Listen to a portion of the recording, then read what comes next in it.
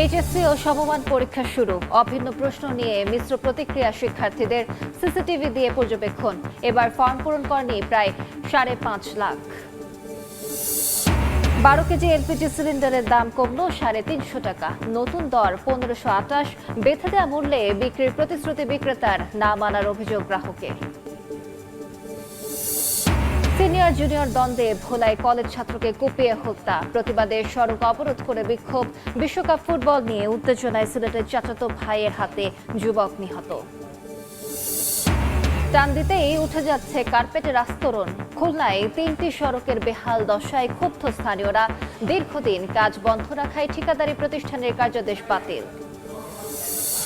এবং যশোরের ভৈরব নদ খননে 350 কোটি টাকা ব্যয় হলেও মেলেনি সুফল। অপরিকল্পিত সেতু ও কালভার্টে ফেরেনি জোয়ার ভাটা।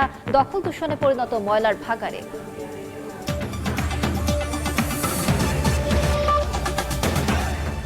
বাংলা সময় নিয়ে সঙ্গে আছি আমি আলিশা। বোর্ডে একই প্রশ্নপত্রে বাংলা প্রথম পত্রের পরীক্ষা দিয়ে শুরু হলো এইচএসসি ও সমমান পরীক্ষা। প্রশ্ন ফাঁস ঠেকাতে ও নকলমুক্ত পরিবেশ নিশ্চিতে কেন্দ্রে কেন্দ্রে সিসি ক্যামেরায় সার্বিক পরিস্থিতি পর্যবেক্ষণ করা হয়। সারা দেশে প্রথমবারের মতো শুরু হলো অভিন্ন প্রশ্নে এইচএসসি ও সমমানের পরীক্ষা। কেন্দ্রগুলোতে ছিল শিক্ষার্থী ও অভিভাবকদের ভিড়। বৃহস্পতিবার সকাল 9:30টার মধ্যে পরীক্ষার্থীরা নিজ নিজ কেন্দ্রের সামনে উপস্থিত হন। প্রথম দিন নির্ধারিত সময়েই শান্তিপূর্ণ পরিবেশে বাংলা প্রথম পত্রের পরীক্ষা হয়। সুষ্ঠু ও নকলমুক্ত পরিবেশ নিশ্চিত করতে প্রতিটি কক্ষে সিসি ক্যামেরার পাশাপাশি কেন্দ্রের সার্বিক পরিস্থিতি পর্যবেক্ষণ করেন দায়িত্বরত শিক্ষকরা। পরীক্ষার পরিবেশ নিয়ে সন্তুষ্ট অভিভাবকরা। বর্তমান সরকার যে একটা নকলমুক্ত একটা পরিবেশ সৃষ্টি করছে এবং সেভাবে বিভাগ পত্রিকা বা সংবাদে করছে, এতে ছেলে মেয়েদের পড়াশোনা করা পড়াশোনা করা লাগবে। সিসি ক্যামেরার পরীক্ষা হচ্ছে, খুব একজন আরেকজনের সমস্যা করবে না, তাতে সুন্দর হবে। ওনারা নিয়মগুলো আইনগুলো চালু করেছে, অবশ্যই বাচ্চাদের জন্য ভালো হবে। পরীক্ষায় যাতে কোনো ধরনের অপ্রীতিকর প্রশ্নপত্র নিয়ে মিশ্র প্রতিক্রিয়া জানান শিক্ষার্থীরা। প্রশ্ন মোটামুটি স্ট্যান্ডার্ডই ছিল। এমসিকিউটা একটু কনফিউজিং কিছু প্রশ্ন পাইছি। এমসিকিউ একটু হার্ড হয়েছে তুলনামূলক, কিন্তু সিকিউ সোজা সহজ করছে। আলহামদুলিল্লাহ ভালো হয়েছে। এমসিকিউ আলহামদুলিল্লাহ হবে 28-29টার মতো। সিকিউ যেটা ছিল একদম পানির মতো সহজ ছিল। সিকিউ কঠিন ভাই, ঘেটে এদিক করতে দিনি ভাই। এমসিকিউ একটু কঠিন হয়েছে, বাট যতটা ভয় পাইছিলাম কালকে রাতে ঘুমাতেও পারি না, যতটা ভয় পাইছিলাম অতটা কিন্তু হার্ড করে নাই। আমাদের যতটুকু মনে হচ্ছে এবার পরীক্ষাটা আমাদের জন্য অনেক স্বস্তিকর আর কি। প্রশ্নটা অভিন্ন প্রশ্নপত্রে পরীক্ষা হলেও শিক্ষার্থীদের মধ্যে বাড়তি কোনো চাপ নেই বলে জানান যশোর শিক্ষা বোর্ডের চেয়ারম্যান। অভিন্ন প্রশ্নে প্রথমবার পরীক্ষা হতে যাচ্ছে, কিছু চ্যালেঞ্জ তো আছে, আমরা মোটামুটি সতর্ক আছি যাতে করে কোনোভাবে প্রশ্ন ফাঁস হতে না পারে। পরীক্ষা চলাকালীন প্রতিদিন সকাল 8টা থেকে দুপুর 1টা পর্যন্ত পরীক্ষা শেষ না হওয়া পর্যন্ত কেন্দ্রের 200 গজের মধ্যে মিছিল, সভা সমাবেশ, উচ্চ শব্দ ও হর্ন বাজানো নিষিদ্ধ ঘোষণা করা হয়েছে। নকল প্রতিরোধ এবং প্রশ্নপত্র ফাঁসের বিষয়ে আমাদের গোয়েন্দা নজরদারি অব্যাহত রাখছে এবং গোয়েন্দা টিম ফিল্ডে আছে। কেন্দ্রের আশপাশে যানজট এড়াতে গ্রহণ করা হয়েছে বিশেষ ট্রাফিক ব্যবস্থা। খাদিজা স্বপ্না, সময় সংবাদ। প্রবেশপত্র না পেয়ে এইচএসসি পরীক্ষায় অংশ নিতে পারেননি বগুড়ার মহাস্থান মাহি সারোয়ার ডিগ্রি কলেজের 10 শিক্ষার্থী। তাদের অভিযোগ, অফিস সহকারীর প্রতারণায় অনিশ্চয়তার মুখে পড়েছেন তারা। কলেজের অধ্যক্ষ বলছেন তদন্ত করে নেওয়া হবে আইনি ব্যবস্থা।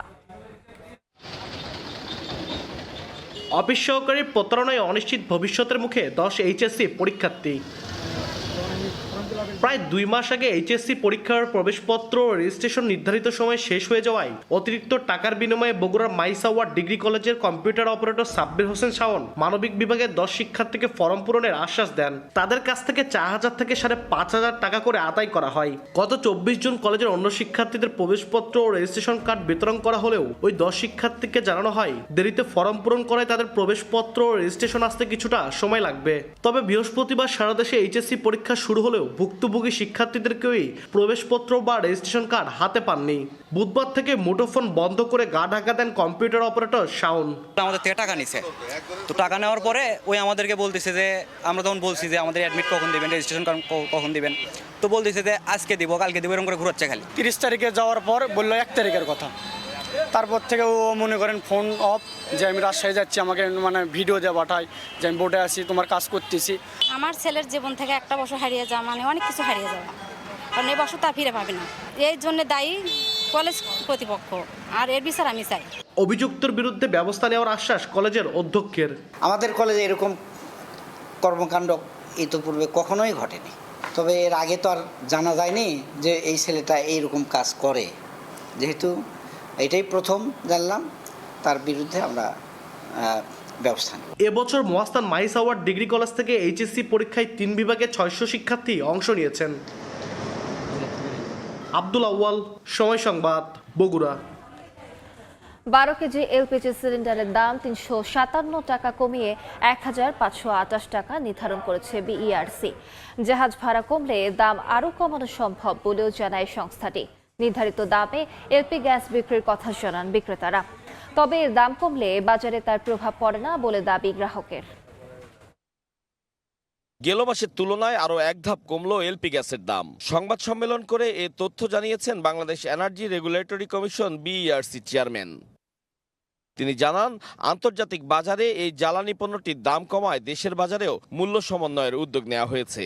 ঘোষণা দেওয়া হয় 12 কেজি সিলিন্ডারের দাম কমেছে 357 টাকা। নতুন মূল্য নির্ধারণ করা হয়েছে 1528 টাকা। প্রতি কেজি এলপিজির মূল্য, যেটি জুন মাসে ছিল 157.06 টাকা, এটি জুলাই মাসে এসে হয়েছে 127.30 টাকা, অর্থাৎ কেজি প্রতি কমেছে 29.76 টাকা। আমরা যে দেখব, এটা আপনি যেটা বলছেন যেন নির্ধারিত দামের চেয়ে বেশি দামে বিক্রি না হয়। তবে সরকার নির্ধারিত এই মূল্যে বাজারে পণ্যটি না মেলার অভিযোগ আছে গ্রাহকদের। বিক্রেতারা বলছেন, সরকার বেঁধে দেওয়া দামেই এলপিজি সিলিন্ডার বিক্রি করছেন তারা। কোম্পানির নতুন রেটে আমরা এত কম ধরে, তাহলে আমরা পাবলিকের তো কম ধরবো। আমাদেরকে বলছে যে গ্যাসের দাম আসলে কমছে, আমরাও শুনছি, এখন আমরা ওই নতুন রেটের মালটা পাইনি এখনো। ক্রেতাদের কথাতে সেই পুরনো আক্ষেপ। তাদের অভিযোগ, নির্ধারিত মূল্যের চেয়ে বেশি টাকায় কিনতে হয় গ্যাস। দাম কমার প্রভাব নেই বাজারে। দাম যদি বাড়ে 1 টাকা, ওরা আরো 5 টাকা বেশি বাড়ায় সব জায়গায়। এটা কমায় না তো, এটা ডিলাররা কমায় না, আমরা কি কমাম? বাজার পরিস্থিতি নিয়ন্ত্রণে সরকারকে আরো সজাগ থাকার দাবি সাধারণ ক্রেতাদের। আতাউর কাউসার, সময় সংবাদ, ঢাকা। খুলনার কয়রা উপজেলা জুড়ে বিভিন্ন সড়ক নির্মাণ ও সংস্কারে নানা অনিয়মের অভিযোগ উঠেছে। কোথাও সড়ক দিনের পর দিন খুঁড়ে ফেলে রাখা হয়েছে, কোথাও ইটের খোয়া কিংবা বালু ফেলে উধাও ঠিকাদারি প্রতিষ্ঠান। এরই মধ্যে একটি সড়কের পিচ ঢালাইয়ের 3 দিনের মাথায় হাতের চাপে উঠে যেতে দেখা গেছে। দীর্ঘদিন ধরে যোগাযোগ ব্যবস্থার এমন বেহাল দশায় ক্ষুব্ধ স্থানীয়রা। আব্দুল হালিমের ক্যামেরায় তানজিম আহমেদের রিপোর্ট। নির্মাণের মাত্র 3 দিন পর নতুন সড়কের পিচ হাতের চাপে উঠে যাচ্ছে। কোথাও সামান্য টান দিতেই খসে পড়ছে কার্পেটিংয়ের আস্তরণ। সম্প্রতি এমন চিত্র দেখা গেছে খুলনার কয়রা উপজেলার মাদারবাড়িয়া রোনবাগ সড়কের। এতে ক্ষুব্ধ স্থানীয়রা। তবে ঠিকাদার বলছে, ভাবমূর্তি ক্ষুণ্ণ করতে রাস্তা খুঁড়ে এ অবস্থা করেছে প্রতিপক্ষরা। তোমরা চাঁদাবাজি করতে আইছো এবং ভাইরাল হওয়ার ধান্দায় এখানে আসছো। এখন আমরা যখন তাদের এটা একটু মানে কঠিন ভাষায় কথা বলি, তখন তারা আমাদের কথার কোনো উত্তর না দিয়ে পলায় চলে যায়। যে পরিমাণ আর কি অর্থ বরাদ্দ আছে, সেই অর্থ বরাদ্দ অনুযায়ী এই রাস্তার ম্যানুয়াল অনুযায়ী রাস্তাটা করা হোক। অদ্যবধি পর্যন্ত যে দুর্নীতি হয়েছে, রাস্তাটি যতটুকু করার কথা ছিল, আমার মনে হয় 40% কাজও করে না এখানে। খুচি দা খুমটা দিয়ে খুচি তুলে ফেলে, এটা সরকারের ভাবমূর্তি। সাধারণত আপনার একটা পিসি রাস্তা করলে মিনিমাম 2 সপ্তাহ থেকে 28 দিন পর্যন্ত এর সম্পূর্ণ অর্জন করতে সময় লাগে। ওই রাতের আধারেও রাস্তাটির অনেক অংশে প্রায় 300 মিটার রাস্তা খুঁড়িয়ে উপড়িয়ে ফেলে। শুধু এ সড়ক নয়, কয়রা উপজেলা জুড়ে স্থানীয় সরকার প্রকৌশল অধিদপ্তরের অধীনে বিভিন্ন প্রকল্পে 5টি সড়কের নির্মাণ ও সংস্কার কাজ চলছে। তবে এসব সড়ক কোথাও খুঁড়ে ফেলে রাখা হয়েছে, কোথাও ইটের খোয়া কিংবা বালু ফেলে গা ঢাকা দিয়েছে ঠিকাদারি প্রতিষ্ঠান।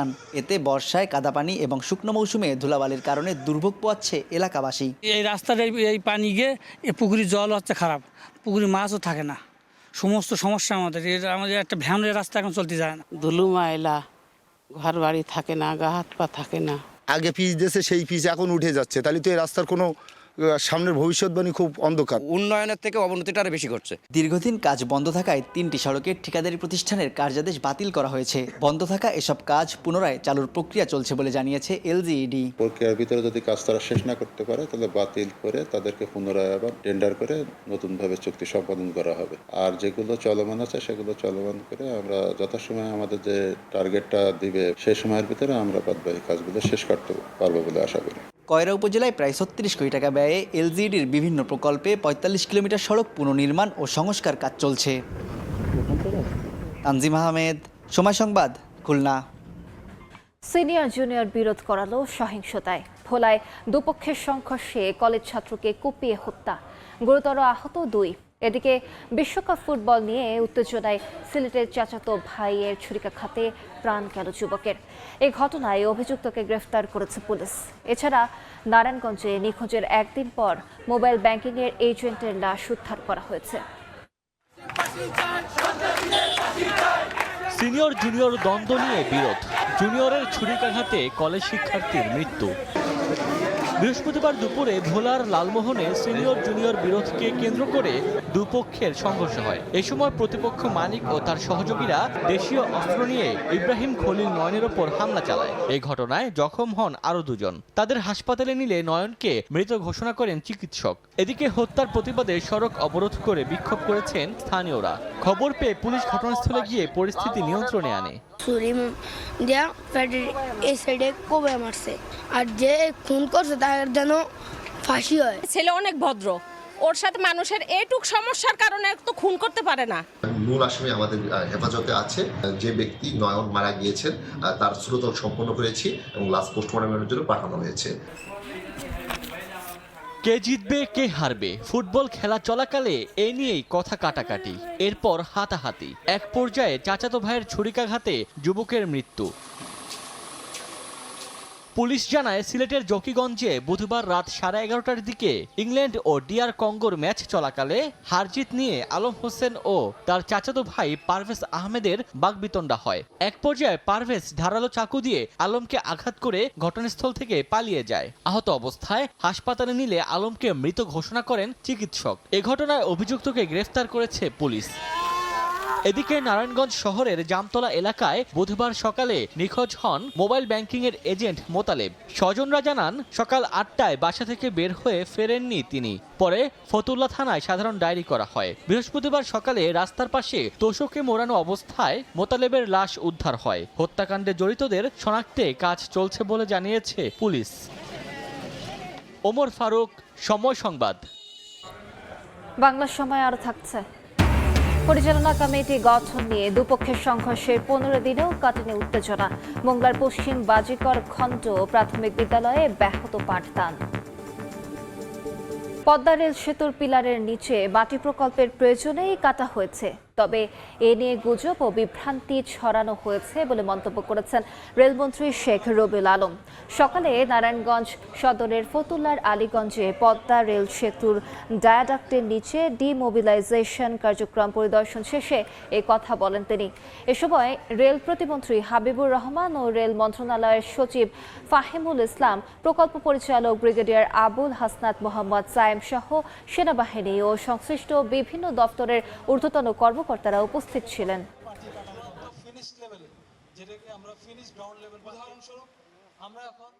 এটা কিছুটা বিভ্রান্তি ছড়িয়েছে, এটা সত্য। তবে কাজটি যে এই প্রকল্পেরই অংশ, এর সাথে ভায়াডাক্টের নিরাপত্তা হুমকিতে না, বরং নিরাপত্তা রক্ষার্থে এই কাজটা। কারণ এখানে আপনার প্রাকৃতিক পরিবেশটা থাকতে হবে, ন্যাচারাল প্রবাহ অবাধ থাকতে হবে, তার অংশ হিসেবে এই কাজ। তিস্তা মহাপরিকল্পনা দ্রুত বাস্তবায়ন করে কর্মসংস্থানের সুযোগ সৃষ্টি করা হবে বলে জানালেন দুর্যোগ ব্যবস্থাপনা ও ত্রাণমন্ত্রী আসাদুল হাবিব তুলু। দুপুরে লালমনিরহাট সদরের রাজপুর ও খুনিয়াগাছ ইউনিয়নের তিস্তা নদীর বন্যা ও ভাঙন কবলিত 1.5 সহস্রাধিক মানুষের মাঝে ত্রাণ সামগ্রী বিতরণকালে এ কথা বলেন তিনি। এ সময় নির্বাচনী সহিংসতায় নিহতদের পরিবারের হাতে গবাদি পশু সহায়তা তুলে দেন মন্ত্রী। এর আগে ধরলা নদী ভাঙন কবলিত এলাকা পরিদর্শন ও ভুক্তভোগীদের মাঝে ত্রাণ সামগ্রী বিতরণ করেন। সমীক্ষা শেষ হয়ে গেলে তারপরে হয়তো এখানে থেকে পাস করে আমরা হয়তো কাজ শুরু করবো।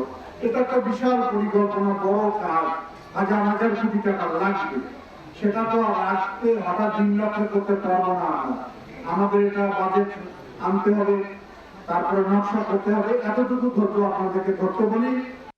যশোরের ভৈরব নদ খননে 350 কোটি টাকা ব্যয় হলেও ন্যূনতম সুফল মেলেনি। পানি উন্নয়ন বোর্ডের দাবি, বিভিন্ন সংস্থার অপরিকল্পিত সেতু ও কালভার্টের কারণে নদে ফেরেনি জোয়ার ভাটা, চলছে না নৌযানও। উল্টো দখল দূষণে পরিণত হয়েছে কচুরিপানা ও ময়লার ভাগাড়ে। সংশ্লিষ্ট দফতরগুলো বারবার তাগিদ দিয়েও মিলছে না প্রতিকার। আবুল কালাম আজাদের ছবি ও জুয়েল মৃধার তথ্য নিয়ে রিপোর্ট। ভৌগোলিকভাবে অতি গুরুত্বপূর্ণ নদীটি দখল দূষণে প্রায় অস্তিত্বহীন। খননে শত কোটি টাকা ব্যয় করলেও মেলেনি সুফল। ভারতের গঙ্গা থেকে উৎপত্তি হয়ে মেহেরপুর, চুয়াডাঙ্গা, ঝিনাইদহ, যশোর ও খুলনা হয়ে বঙ্গোপসাগরে মিশেছে ঐতিহাসিক ভৈরব নদ। দক্ষিণ পশ্চিমাঞ্চলের মানুষের দাবির মুখে 2018 সালের 18 জানুয়ারি যশোরের চৌগাছা থেকে অভয়নগরের আফরাঘাট পর্যন্ত 96 কিলোমিটার নদী খনন কাজ শুরু হয়।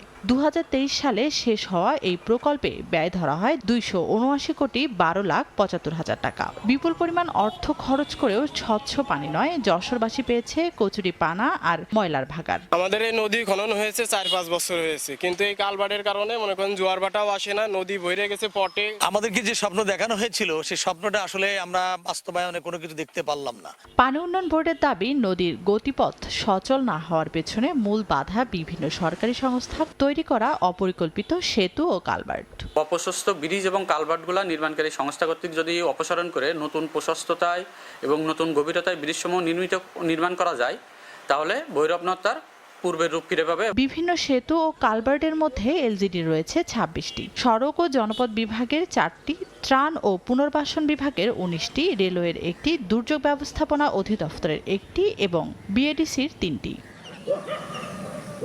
সময় সংবাদ, Jessore. Thai Aluminium. The better is now the best. বিদ্যালয় পরিচালনা কমিটি গঠন কেন্দ্র করে মোংলায় দুপক্ষের সংঘর্ষের 15 দিন পরও কাটেনি উত্তেজনা। অভিযোগ রয়েছে, হামলার সময় লাঞ্ছনার শিকার হন কয়েকজন শিক্ষকও।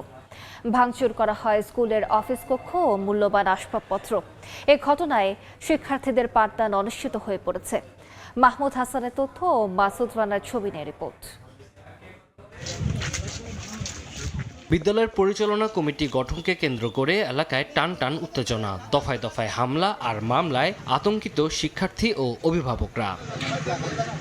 ঘটনার 15 দিন পেরিয়ে গেলেও এখনও বিদ্যালয়ে যেতে অনীহা শিক্ষার্থীদের। সন্তানদের নিরাপত্তা নিয়ে উদ্বিগ্ন অভিভাবকরা। এতে ব্যাহত হচ্ছে পাঠদান কার্যক্রম। একটি শিক্ষা প্রতিষ্ঠানে শিশু শিক্ষার্থীদের সামনে যে বিশৃঙ্খলা ঘটনা ঘটেছে, সেটি শিশুদের মনে একটা বিরূপ প্রতিক্রিয়া সৃষ্টি করে। ফারুক মের্দা আর মারুফ মের্দা, এই দুটো লোক এসে স্কুলে ভাঙচুর শুরু করছে এবং স্কুলে যে প্রধান শিক্ষক এর গায়ে ওই বই খাতা ফিকে মারছে। শিক্ষিত লোক, এলাকার অভিভাবকরা, এলাকার যারা গণ্যমান্য ব্যক্তি আছে, সবাই মিলে সুন্দরভাবে স্কুলটা পরিচালিত। কারণ এই স্কুল থেকেই তো আমাদের বাচ্চা কাচ্চারা বড় হইয়া মানুষের মতো মানুষ হইয়া দেশ গড়ার কারিগর হবে। গ্লাস মেলা ভেঙেছে রে, ওইখানে তছনছ করছিল তরিক, নাহিদ আর ওই ম্যাডাম আছে। কারণ ম্যাডাম তো তার স্বামীর বাইরে কথা বলেন, তার ছেলের বাইরে কথা বলে না কবে। শুধু শিক্ষার্থীরাই নয়, ঘটনার রেশ কাটেনি শিক্ষকদের মাঝেও। হামলা ও লাঞ্ছনার ঘটনার পর নিরাপত্তা নিয়ে উদ্বেগ প্রকাশ করেন তারা। আমার ছেলেকে ইপটিক নিয়ে মামলা দেবে, এই সমস্ত হুমকি দেখাচ্ছে। আমার ম্যাডামদের বলতেছে যে দূর দিয়ে আসে, তাদের খুব হুমকি দিচ্ছে, আমাদের হুমকি দিচ্ছে, আমাদের খুব ক্ষয়ক্ষতি করবে। এরপরে জামিন দিয়ে আসবে, জামিন দিয়ে আসার পরে আমাদের সমস্যা আছে। মনে হচ্ছে একটা অনাকাঙ্ক্ষিত ঘটনা ঘটেছে। এখন এটা আরও বিস্তারিত যাচাই বাছাই না করে কি ঘটনা ঘটেছে এটা এই মুহূর্তে ওইভাবে যাচাই বাছাই না করে কিছু মন্তব্য করা যাবে। ক্লাস একটা আমরা শেষ করে আসছি, এর মধ্যে আমরা আবার মিটিং ডাকবো, এর জন্য একটু প্রিপারেশন নিচ্ছিলাম। বাচ্চারা নিচ্ছিলাম একটু, আমাদের এখানে আসতেছিল, ওরা ঠাটাটি করতেছিল বারান্দার মধ্যে, তো ওরা অনেক আতঙ্কিত হয়ে গেছে। এই ঘটনায় 6 জনের নাম উল্লেখ সহ 12 জনের বিরুদ্ধে থানায় বিশেষ ক্ষমতা আইনে মামলা হয়েছে। তবে পুলিশ খুঁজছে মূল আসামিকে। এখন পর্যন্ত মামলায় কোনো আসামি গ্রেপ্তার করা সম্ভব হয়নি, তবে আমাদের এই মামলায় আসামিদের গ্রেপ্তারে অভিযান অব্যাহত আছে এবং মামলার তদন্ত কার্যক্রম, যেহেতু দ্রুত বিচার আইনে মামলা হয়েছে, আমরা শীঘ্রই তদন্ত প্রতিবেদন মহামান্য আদালতে জমা দেব। গত 27 জুন সকালে মংলা সুন্দরবন ইউনিয়নের পশ্চিম বাজিকরের খণ্ড সরকারি প্রাথমিক স্কুলের মাঠে কমিটি গঠনকে কেন্দ্র করে মুখোমুখি হয় দুই পক্ষ। সংঘর্ষে আহত হন অন্তত 5 জন। এই সময় কয়েকজন শিক্ষককেও লাঞ্ছিত করার অভিযোগ উঠে। ভাঙচুর করা হয় অফিস কক্ষ সহ বিভিন্ন আসবাবপত্র। সময় সংবাদ, মোংলা। মন্ত্রিপরিষদ বৈঠক শেষে সচিবালয়ে সাংবাদিকদের ব্রিফ করছেন মন্ত্রিপরিষদ সচিব। সরাসরি যাচ্ছে সেখানে। আলাপ করলো 2 মাস আলাপ, 2 মাসের যে টাকা পয়সা খরচের হিসাব এবং ওই যে কথাগুলো বললেন, ও ভয়ে কিন্তু খাবে হলে ভালো রেস্টুরেন্টে, ভালো হোটেলে থাকবে। তো ও মোটামুটি আমার একটা বেশ ভালো অঙ্কের টাকা রেখে যাবে, অন্তত এইটুকু লাভ তো হবে। তবে সবচেয়ে বড় ব্যাপার যে বাংলাদেশের ইকোনমিতে যে পরিবর্তনগুলো আসছে, যে সুবিধাগুলো দিচ্ছে, এবার যে ফ্রি ইকোনমির যেটা করা হয়েছে, কি ওটাকে free trade zone, free trade জোনের জন্য 2টা জায়গায় আগের ইয়েতে বলেছিলাম করা হয়েছে। তো ওই জায়গায় ইনভেস্টমেন্ট দেখলে লোকজন দৌড়ে আসবে, ওরা এসেও টাকাটা করবে যে ভাই আমি টাকা দিচ্ছি, তোমার লোক লাগবে না, আমি তো টাকা লাগবে না, আমি দিচ্ছি, আমি তো তৈরি করে নেবো, আমার জায়গা দিয়ে দাও তুমি। ওই এখান থেকে লোক লাগায়, প্রাইভেট সেক্টর লোক লাগায়, এগুলো তৈরি করে ফেলবে। এই সুবিধাগুলো পাবো আমরা। ফলে আমি এটা দেখি যে ইট ইজ হাই টাইম এবং ইট ইজ ভেরি লাইকলি যে একটা তো চেঞ্জিং পর্যায়ে যাচ্ছি আমরা। এই পর্যায়ে গেলে হয়তো কিছুদিন পরে আমার মনে হতে পারে না আরেকটু সুবিধা করা দরকার বা এই জায়গায় টাইট দেওয়া দরকার। এই ক্যাটাগরি অ্যাবাউট 34 টাইপের করা হয়েছে, এগুলো বলতে গেলে বিশাল কেসা হয়ে যাবে। সেটা আমি পরে আরেকদিন আপনাদের কাছে সব কপি দেবো ইনশাল্লাহ। বলো।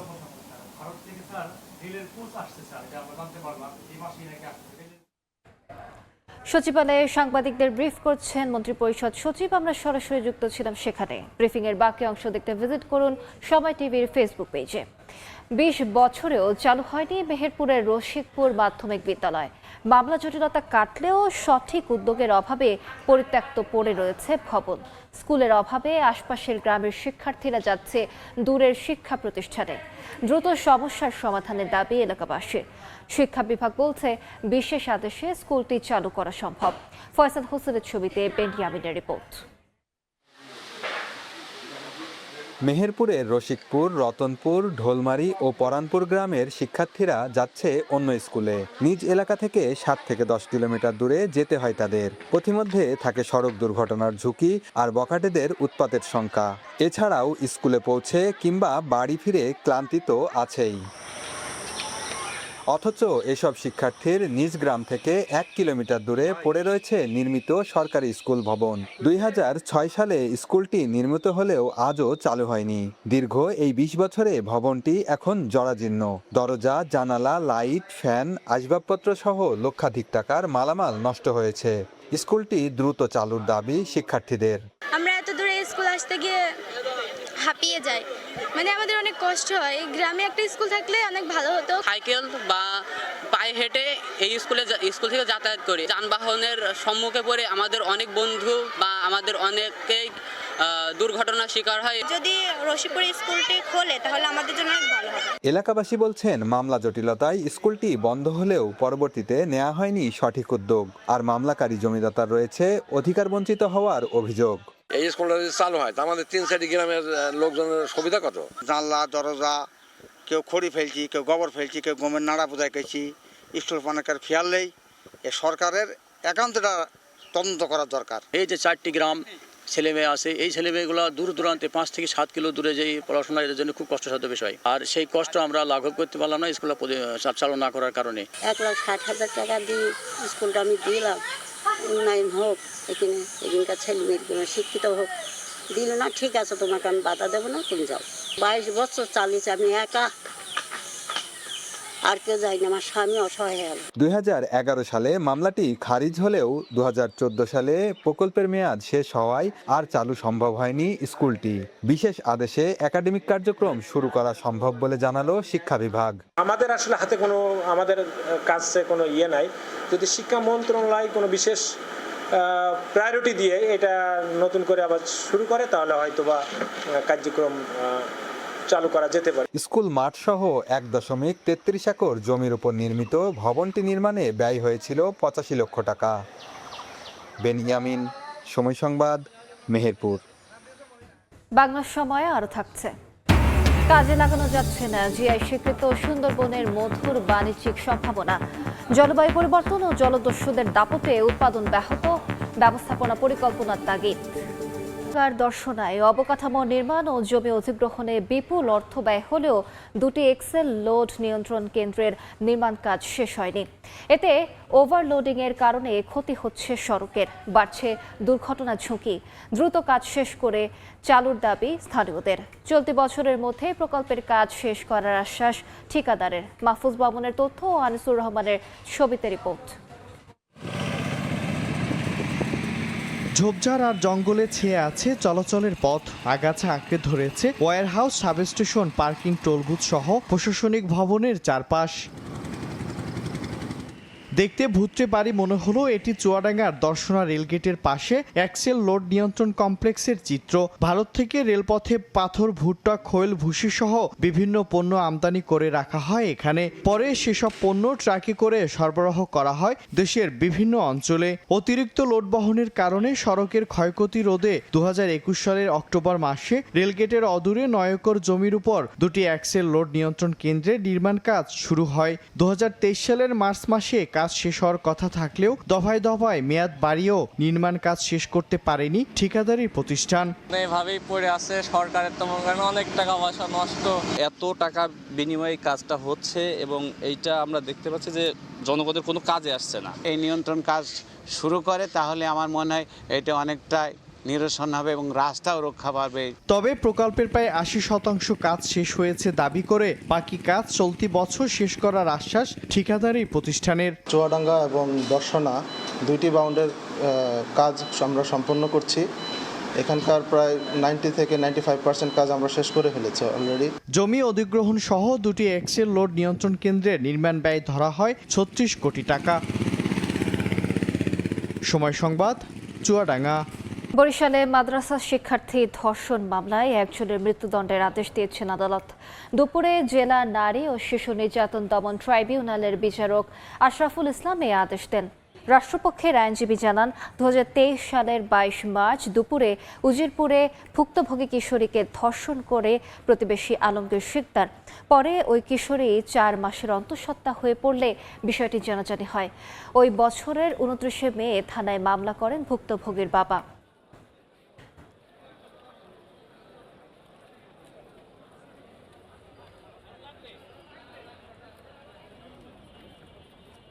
কক্সবাজারের টেকনাফ থেকে 2 কেজি ক্রিস্টাল মেথ আইস, দেশে বিদেশি অস্ত্র ও গুলি উদ্ধার করা হয়েছে।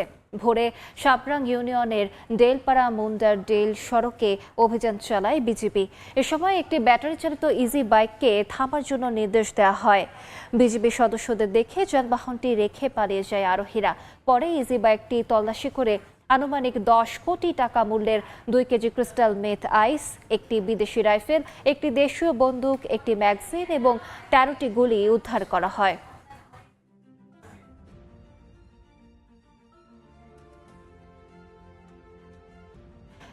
দিনাজপুরের হাকিমপুরে অপহরণের 36 ঘন্টা পর উদ্ধার করা হয়েছে এক যুবককে। পুলিশ জানায়, বুধবার রাতে হাকিমপুরে থানায় ছেলের নিখোঁজের বিষয়ে অভিযোগ করেন স্থানীয় কৃষক মনীন্দ্রনাথ সরকার।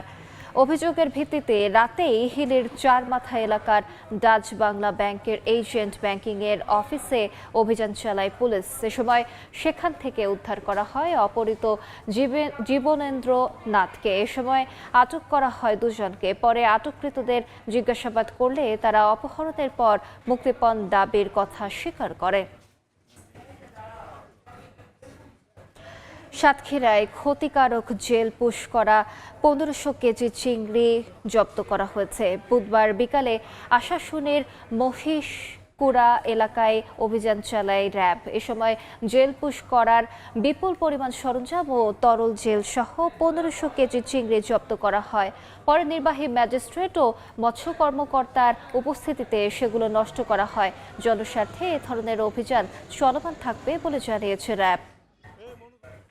নারায়ণগঞ্জে মাদক বিক্রি ও সেবনের দায়ে 4 যুবককে 6 মাসের কারাদণ্ড দিয়েছেন ভ্রাম্যমাণ আদালত। বিকেলে গোপন সংবাদের ভিত্তিতে রূপগঞ্জে অভিযান চালায় পুলিশ। এ সময় 4 যুবককে আটক করা হয়। পরে নির্বাহী ম্যাজিস্ট্রেট মোহাম্মদ সাইফুল ইসলাম জয় তাদের 6 মাস করে কারাদণ্ডের আদেশ দেন। অভিযুক্তরা অনেক দিন ধরে ইয়াবা ও গাঁজা সেবন এবং গাঁজা বিক্রি ও সেবন করে আসছিল বলে জানায় পুলিশ। পরে তাদের জেলা কেন্দ্রীয় কারাগারে পাঠানো হয়। কিশোরগঞ্জে ঢাকা সিলেট মহাসড়কের পাশে ময়লার স্তূপে আগুন, অল্পের জন্য রক্ষা পেল আশপাশের দোকান সহ বিদ্যুতের 220 কেভি সঞ্চালন লাইন। সকালে ঢাকা সিলেট মহাসড়কের ভৈরবের নেটালের মোড়ে জমানো খালি বোতল ও ময়লার স্তূপে আগুন ধরিয়ে দেওয়া হয়। মুহূর্তেই আগুন চারদিকে ছড়িয়ে পড়ে। এলাকাবাসী পানি দিয়ে আগুন নেভানোর চেষ্টা চালিয়ে ব্যর্থ হয়। ছোট একটি দেয়ালের কারণে আগুন আশপাশের দোকানে ছড়াতে না পারায় ব্যাপক ক্ষয়ক্ষতি থেকে রক্ষা পায়। তবে আগুনের তাপে ও কালো ধোঁয়ায় ঢাকা সিলেট মহাসড়কে যান চলাচল ব্যাহত হয়। খবর পেয়ে ফায়ার সার্ভিসের একটি ইউনিট প্রায় আধা ঘন্টা চেষ্টা চালিয়ে আগুন নিয়ন্ত্রণে আনে। দীর্ঘদিন পর ভারতীয় ট্যুরিস্ট ভিসা চালু হওয়ায় পাসপোর্টধারী ও বেনাপোল বন্দরের ব্যবসায়ীরা উচ্ছ্বসিত। দীর্ঘদিনের লোকসান পুষিয়ে নিতে ব্যবসায়ীরা নতুন পরিকল্পনা ও প্রস্তুতি নিয়ে কার্যক্রম শুরু করেছেন। তবে পাসপোর্টধারীরা বলছেন, ভিসা প্রাপ্তি ব্যয়বহুল হওয়ার কারণে তারা অনেকেই অর্থনৈতিক ক্ষতির শিকার হচ্ছেন। এদিকে যাত্রীদের চাপ সামলাতে আগাম প্রস্তুতি নিতে শুরু করেছে বন্দর, কাস্টমস ও ইমিগ্রেশন কর্তৃপক্ষ। জলবায়ু পরিবর্তন, অনুকূল আবহাওয়ার অভাব এবং বনাঞ্চলে জলদস্যুদের দাপটে সুন্দরবনের মধু উৎপাদনে দেখা দিয়েছে নিম্নগতি। চলতি মৌসুমে আহরণের পরিমাণ গত 5 বছরের মধ্যে সর্বনিম্ন। কমেছে মোয়াল ও রাজস্ব আয়। ফলে পুরোপুরি কাজে লাগানো যাচ্ছে না জিআই স্বীকৃতি পাওয়া সুন্দরবনের মধুর বাণিজ্যিক ও রফতানির সম্ভাবনা। মঞ্জুরুল হক মঞ্জুরের ছবিতে আব্দুল্লাহ আল মামুন রুবেলের প্রতিবেদন। প্রাকৃতিক পুষ্টিগুণ ও ঔষধি বৈশিষ্ট্যের কারণে দেশ বিদেশে সমাদৃত সুন্দরবনের মধু। তবে বছর বছর কমছে এই মধুর উৎপাদন। প্রতি বছর এপ্রিল ও মে মাসে মধু আহরণের জন্য অনুমোদন দেয়া হয়। চলতি 2025-26 মৌসুমে সংগ্রহ হয়েছে 174 মেট্রিক টন মধু, যা গত 5 বছরের মধ্যে সর্বনিম্ন।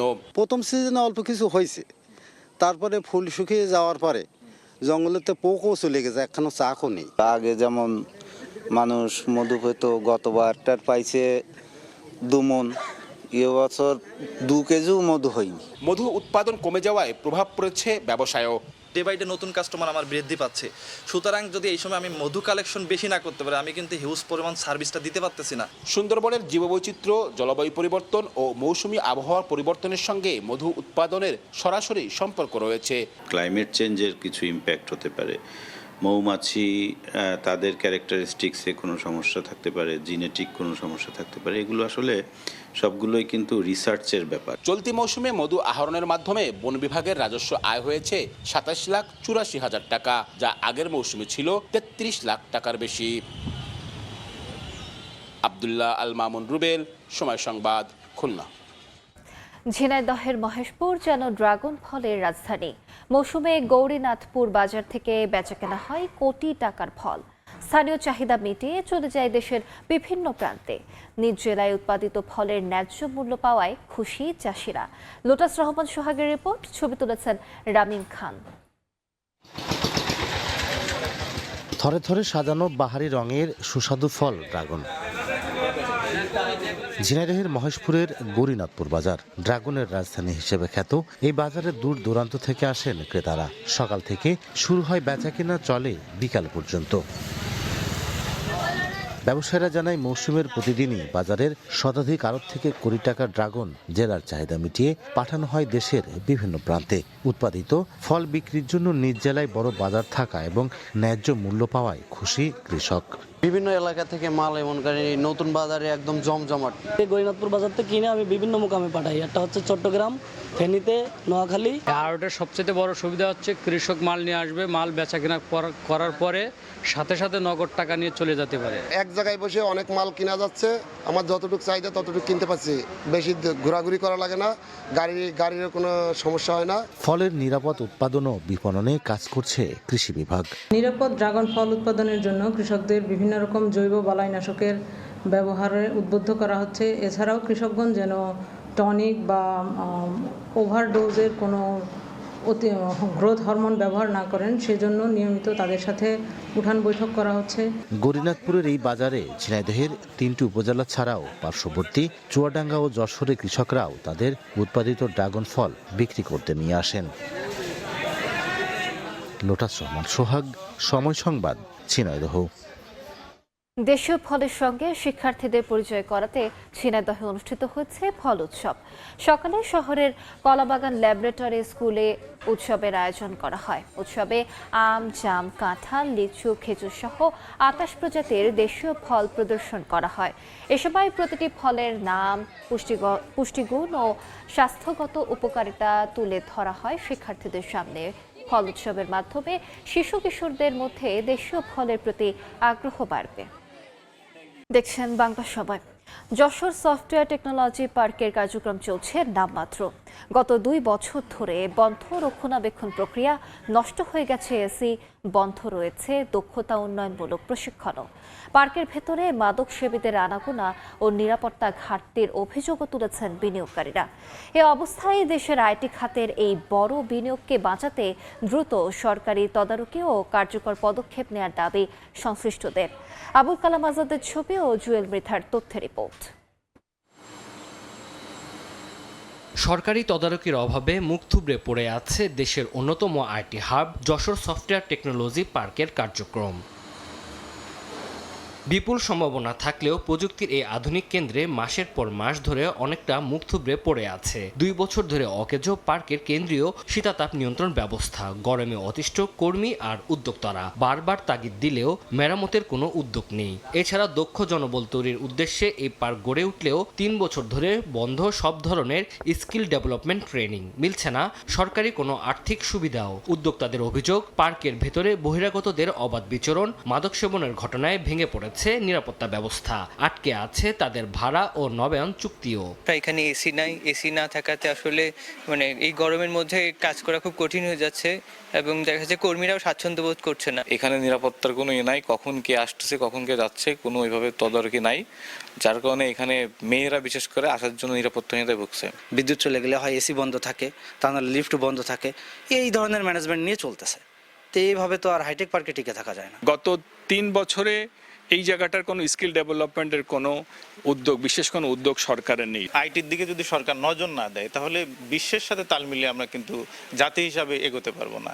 তো এইটার দিকে যদি সরকার নজর দেন, সরকার যদি এদিকে মনোযোগ দেন এবং আমাদের সহযোগিতা করেন, তাহলে আমরা বিশ্বাস করি যে বাংলাদেশ উপকৃত হবে, জাতি উপকৃত হবে এবং আইটি সেক্টরের উন্নতি হবে। পার্ক কর্তৃপক্ষের দাবি, সব সমস্যা চিহ্নিত করে ঊর্ধ্বতন কর্তৃপক্ষকে জানানো হয়েছে।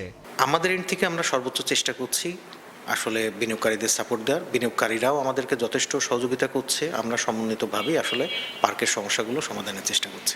2017 সালে প্রায় 305 কোটি টাকা ব্যয় নির্মিত এই পার্কে বর্তমানে 61টি প্রতিষ্ঠানের অফিস রয়েছে, যার মধ্যে 46টি চলমান। এছাড়া বিনিয়োগকারী না মেলায় 28,000 স্কোয়ার ফিট জায়গা পড়ে আছে। সময় সংবাদ, যশোর। নানা অনিশ্চয়তা এবং সংকটে ধুঁকছে কুষ্টিয়ার ঐতিহ্যবাহী মৃৎশিল্প। আধুনিক তৈজস পণ্যের সঙ্গে প্রতিযোগিতায় পেশা বদলাচ্ছে কুমারীরা। সংশ্লিষ্টরা বলছেন, সরকারি বেসরকারি পৃষ্ঠপোষকতা না পেলে হারিয়ে যাবে ঐতিহ্যবাহী এ পেশা। তবে মৃৎশিল্পীদের উন্নত প্রশিক্ষণ সহ সহযোগিতার আশ্বাস বিসিক কর্মকর্তার। বাবুল হোসেনের ক্যামেরায় এসএম রাশিদের রিপোর্ট। চাকার ঘূর্ণনের সঙ্গে দক্ষ হাতে তৈরি হচ্ছে হাঁড়ি, পাতিল, ফুলদানি, শোপিস ও নিত্য প্রয়োজনীয় সহ নানা সামগ্রী। সকাল থেকে শুরু হয়ে দিনভর চলে কুষ্টিয়া কুমারখালী উপজেলার কয়া ও শিলেদাহের কুমারপাড়ার মৃৎশিল্পীদের কর্মব্যস্ততা। তবে সময়ের সঙ্গে তাল মিলিয়ে মাটির জিনিস তৈরিতে আধুনিক যন্ত্রপাতি বসালেও অর্থকষ্ট এবং সংরক্ষণের অভাবে হারিয়ে যাচ্ছে মৃৎশিল্পীর ঐতিহ্য। সরকারি সহায়তা, সহজ হতে ঋণ এবং বাজার সম্প্রসারণের ব্যবস্থা করা গেলে হারানো ঐতিহ্য ফিরবে বলে আশা মৃৎশিল্পের সঙ্গে জড়িত ব্যবসায়ী ও কারখানার মালিকদের। অন্যান্য কারখানাতে বেশি খোঁজখবর নেয় যে সুযোগ সুবিধা পায়, যদি আমাকে এই সুযোগ সুবিধা দিত আমি হয়তো কারখানাটা অনেক উপর লেভেলে নিয়ে যেতে পারতাম। সরকারিভাবে বিচিক থেকে যদি আমাদেরকে লোন দেয়, তাহলে লোন দিলে পরে আমরা এই প্রতিষ্ঠানটারে আরও ডেভেলপ করতে পারবো এবং উৎপাদন বাড়াইতে পারবো। শিল্প নিবন্ধনের আওতায় এনে মৃৎশিল্পীদের আরও প্রশিক্ষণ ও আর্থিক সহায়তার প্রদানের কথা জানান বিসিক কর্মকর্তা। আমাদের শিল্প নিবন্ধন ব্যতীত যারা আছে তাদেরকে শিল্প নিবন্ধনের আওতায় নিয়ে এসে তাদেরকে আমরা উদ্যোক্তা হিসেবে চিহ্নিত করে তাদের যদি উন্নত ট্রেনিং প্রয়োজন হয়, আমাদের নিজস্ব ট্রেনার আছে হেড অফিসে, তাদেরকে দিয়ে আমরা তাদেরকে উন্নত ট্রেনিংয়ের ব্যবস্থা করতে পারি। বিসিকের তথ্য মতে কুষ্টিয়া জেলায় 80টি মৃৎশিল্প তৈরি কারখানা থাকলেও নিবন্ধন রয়েছে 5টি কারখানার। SM রাশেদ, সময় সংবাদ, কুষ্টিয়া। বাংলা সময়ের শীর্ষ সংবাদগুলো জানিয়ে দিচ্ছি আরেকবার। এইচএসসি ও সমমান পরীক্ষা শুরু, অভিন্ন প্রশ্ন নিয়ে মিশ্র প্রতিক্রিয়া শিক্ষার্থীদের, সিসিটিভি দিয়ে পর্যবেক্ষণ। এবার ফর্ম পূরণ করেনি প্রায় 5.5 লাখ। 12 কেজি এলপিজি সিলিন্ডারের দাম কমলো 350 টাকা। নতুন দর 1528। বেঁধে দেওয়া মূল্যে বিক্রির প্রতিশ্রুতি বিক্রেতার, না মানার অভিযোগ গ্রাহকের। এবং সিনিয়র জুনিয়র দ্বন্দ্বে ভোলায় কলেজ ছাত্রকে কুপিয়ে হত্যা, প্রতিবাদে সড়ক অবরোধ করে বিক্ষোভ। বিশ্বকাপ ফুটবল নিয়ে উত্তেজনায় সিলেটের চাচাতো ভাইয়ের হাতে যুবক নিহত।